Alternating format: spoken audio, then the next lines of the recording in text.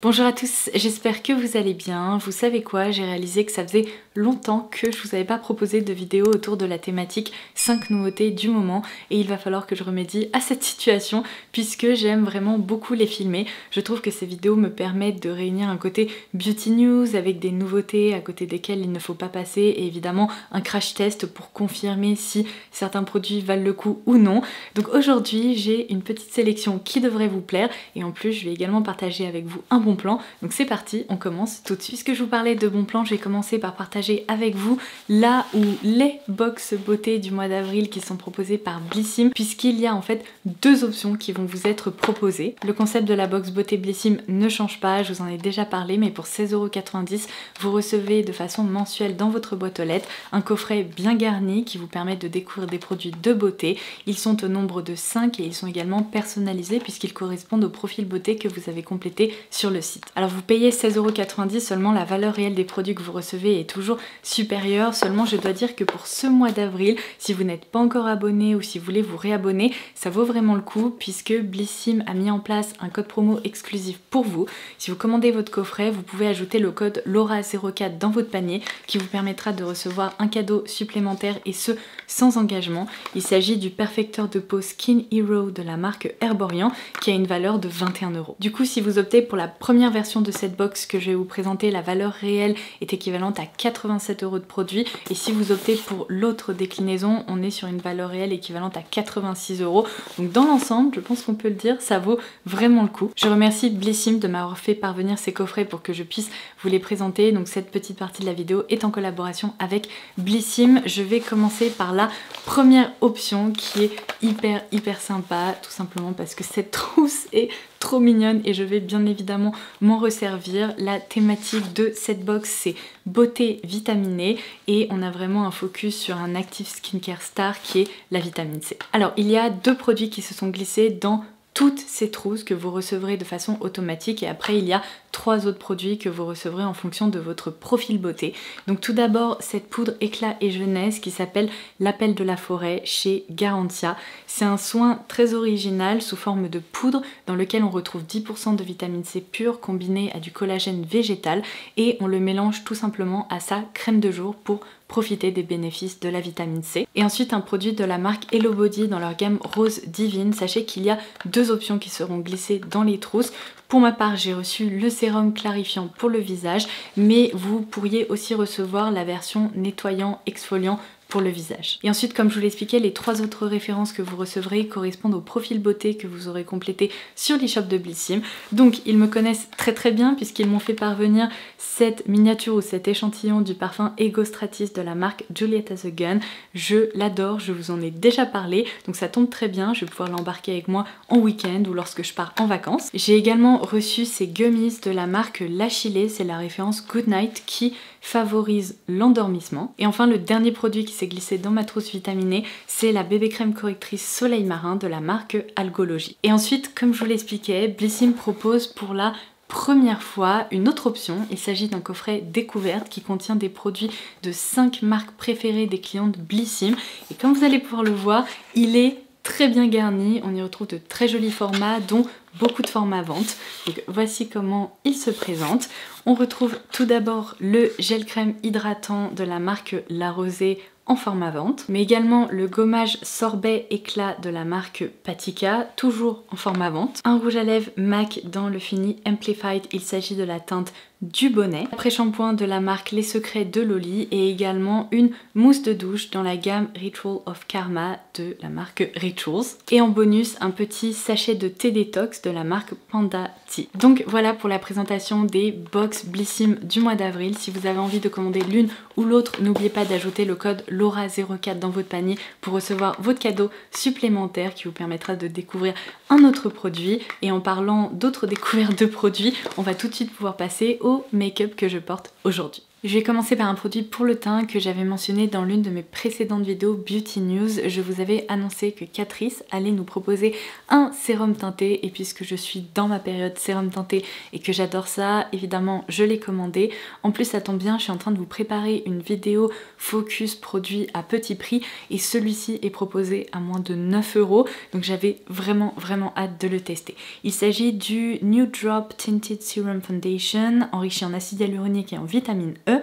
Et j'ai opté pour la teinte la plus claire qui est la 001N et en plus la couleur m'a l'air parfaite. Pour info, aujourd'hui je n'ai pas appliqué de base de teint pour ne pas fausser on va dire le rendu du sérum teinté. En revanche j'ai réalisé ma routine soin comme d'habitude et en matière de crème hydratante je porte celle de chez CeraVe, mais dans celle-ci on retrouve un SPF de 30, je vous en ai parlé dans mes favoris du mois de mars et c'est donc elle qui donne cet aspect un petit peu glowy à ma peau. Je le secoue bien et c'est parti, j'espère qu'on va faire une jolie découverte ensemble. C'est un petit peu risqué ce que je fais habituellement jamais ça, d'appliquer comme ça directement le produit à la pipette, surtout que je suis déjà habillée, mais c'est pas grave, on va s'en sortir. Bon, je commence avec un petit peu de produit pour voir ce que ça va donner et si besoin j'en réappliquerai pour voir aussi si la couvrance est modulable. Comme vous pouvez le voir c'est un sérum qui est liquide mais qui ne coule pas partout, donc ça c'est plutôt chouette. La couvrance est vraiment assez légère mais le rendu est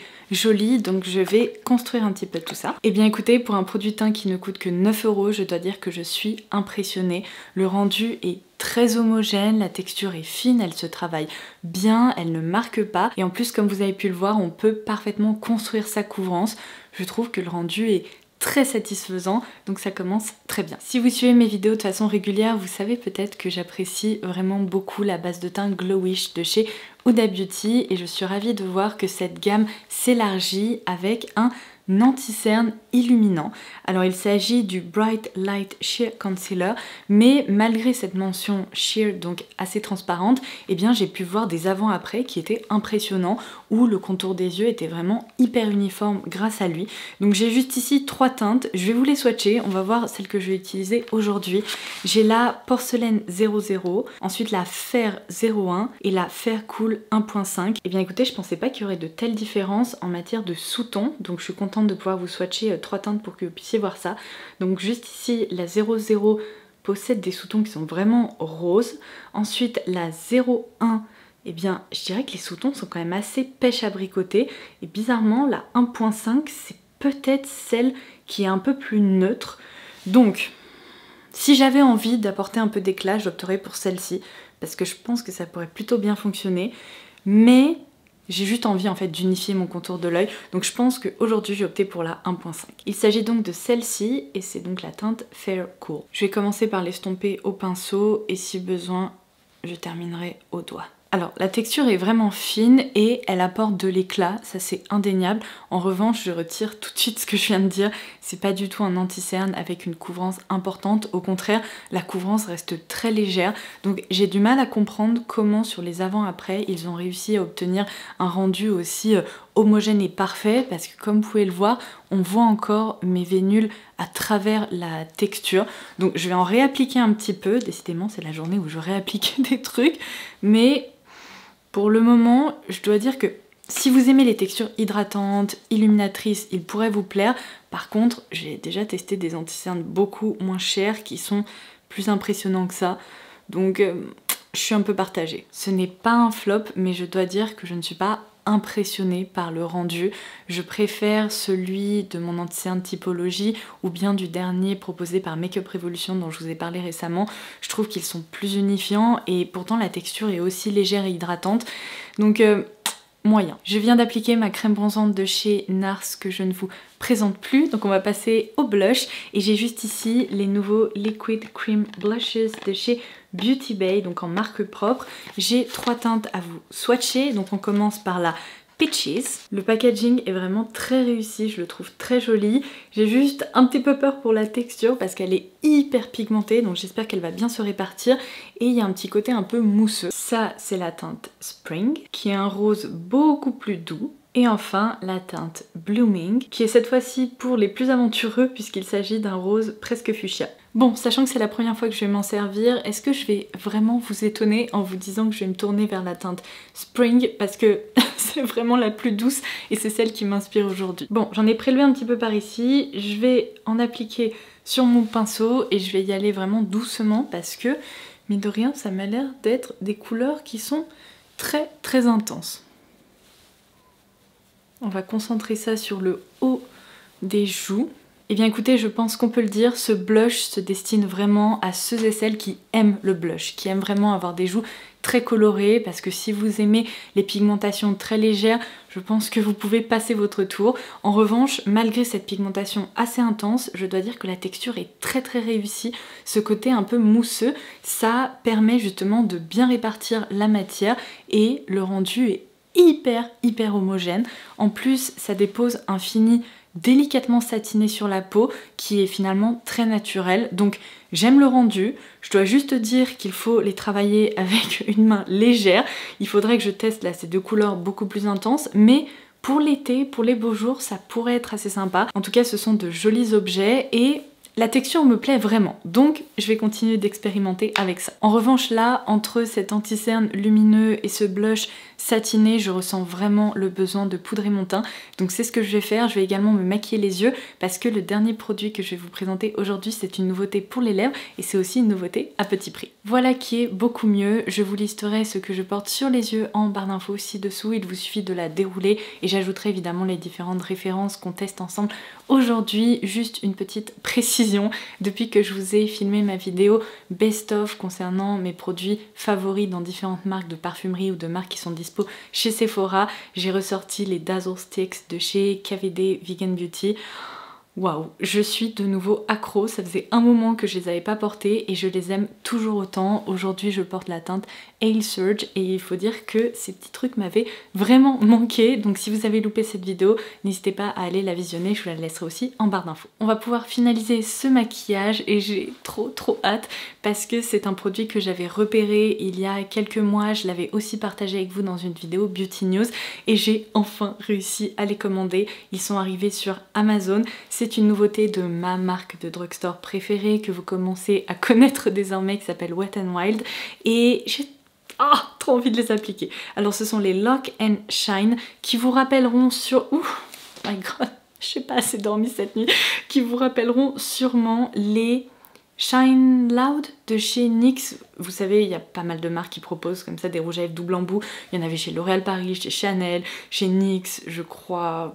J'en ai vu dans pas mal d'autres marques. Mais là, c'est vraiment une version tout petit prix puisque je les ai payés 7,50€ l'unité. Donc c'est plutôt intéressant. J'ai opté pour la teinte...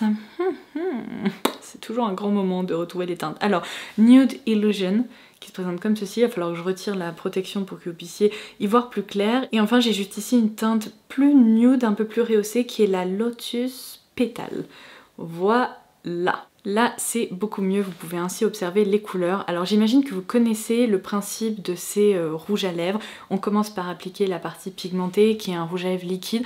Par contre c'est généralement assez désagréable, c'est un petit peu collant. Ce sont pas vraiment des rouges à lèvres qu'on peut porter seul, en tout cas pour les autres références que j'ai déjà eu l'occasion de tester, c'est ce que j'ai constaté.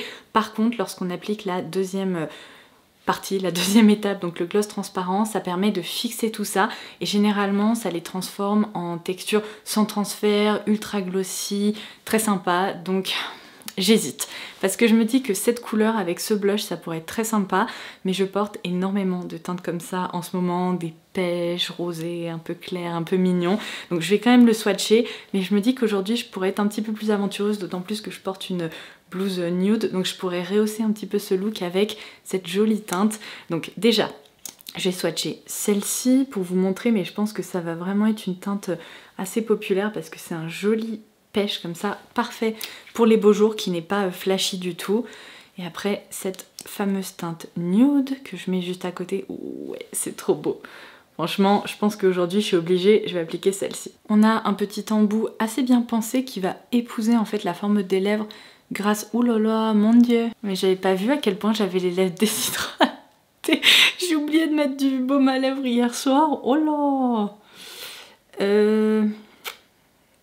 J'ai très peur. Est-ce que ça va être joli comme rendu là? Est-ce que je devrais pas appliquer un petit peu de baume à lèvres? Je vais appliquer un petit peu de baume à lèvres. Me revoilà, c'est quand même bien mieux comme ça. J'ai bien évidemment retiré l'excédent de baume à lèvres pour que la texture puisse adhérer aux lèvres, mais au moins je pars d'une base hydratée. J'aime beaucoup, c'est hyper facile à porter. Alors je vous confirme par contre le fait que c'est une texture qui colle un petit peu, en tout cas pour le moment, mais elle va se fixer et en fait pour éviter qu'elle soit désagréable et qu'elle tiraille et que ce soit un mat hyper intense, évidemment on va appliquer ça par-dessus, mais je lui laisse quand même quelques minutes. Et bien écoutez, on vient de découvrir un nouveau dupe en direct ensemble puisque je vous confirme que les Lock and Shine de chez Wet n Wild, c'est exactement la même chose que les Shine Loud de chez NYX en termes de rendu, de sensorialité, d'application, enfin tout, c'est la même chose. Donc je pourrais les inclure dans une future vidéo dupe. Mais en attendant, voici donc le rendu de la teinte qu'on a appliqué ensemble. Elle est vraiment très très jolie. Et si vous avez déjà testé les rouges à lèvres de chez NYX, comme je vous le disais, la couleur est sans transfert. Par contre, le côté glossé peut en effet se transférer un petit peu, rien de dramatique, je vais vous montrer.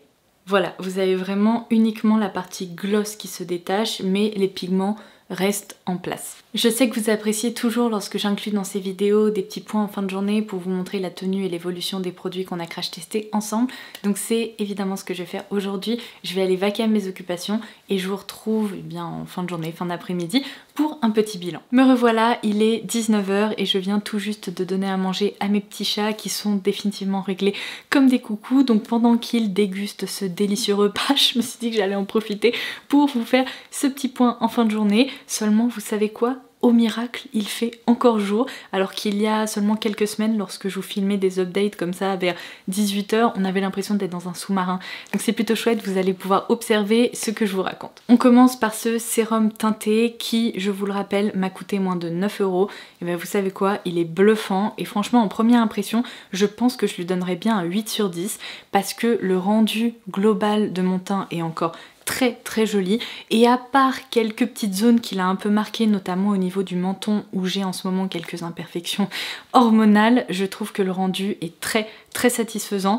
Donc ça promet, j'ai hâte de continuer à m'en servir. Bon, pour l'anti-cerne Glowish de chez Huda Beauty, je suis un peu mitigée. Je dois vous avouer qu'il a quand même très bien évolué parce que je me suis regardée dans le miroir, il a pas filé. Le problème, c'est que j'ai l'impression d'avoir le contour de l'œil plus sombre que d'habitude. Je constate pas ça en fin de journée lorsque j'utilise mon anti-cerne Typologie ou celui de Makeup Revolution que j'ai testé récemment. Et ça me dérange un peu le fait d'avoir une zone d'ombre ici. J'ai l'impression que la couvrance en fait n'est pas suffisante ou en tout cas la texture est beaucoup trop fine et du coup ça laisse, si vous voulez, transparaître ces zones d'ombre. Donc là, j'ai envie de vous dire, moyennement convaincu. Le blush en revanche, il est impressionnant parce que quand je vous dis qu'il n'a pas bougé, mais c'est incroyable. Il est resté en place, son intensité est exactement la même qu'après l'application ce matin et je trouve que il est très très joli. Alors encore une fois, hein, il est très pigmenté, mais franchement, son rendu est très satisfaisant. Et enfin, je termine par ce petit Lock and Shine que je portais donc sur les lèvres. Alors malheureusement, vous allez pouvoir le constater, la tenue n'est pas à toute épreuve, puisque après le repas de ce midi, eh bien la plupart des pigments se sont déjà décollés, donc rien de dramatique, j'aurais pu réappliquer un petit peu de couleur et puis le gloss par-dessus. Seulement, je dois dire que la tenue des Shine Loud de NYX est meilleure. En tout cas, de mémoire, elle est meilleure que ça, puisque la seule retouche que j'avais ressenti le besoin de faire avec cela, c'était vraiment au niveau du centre de la bouche. Et sur le reste des lèvres, eh bien, la couleur était toujours présente après un repas. Je pense que c'est lié au fait qu'ici, la texture de la partie pigmentée est plus fine, elle se sent moins. Donc un mal pour un bien, on va dire. Donc dans l'ensemble, je l'aime. C'est un produit que je vais continuer de porter et franchement, je vous le recommande parce qu'il est très sympa et le rendu est très joli. Mais encore une fois, après un repas, vous aurez besoin d'en réappliquer parce que sinon, vous aurez plus grand chose sur la bouche. Et voilà, ça sera tout pour la vidéo du jour. J'espère qu'elle vous aura plu. N'hésitez pas à dérouler la barre d'infos pour retrouver les différents produits qu'on a crash testés ensemble aujourd'hui. Je vous ajouterai évidemment les informations concernant le bon plan chez Blissim. Et en attendant la prochaine, je vous embrasse très très fort et je vous dis à très vite. Bye bye!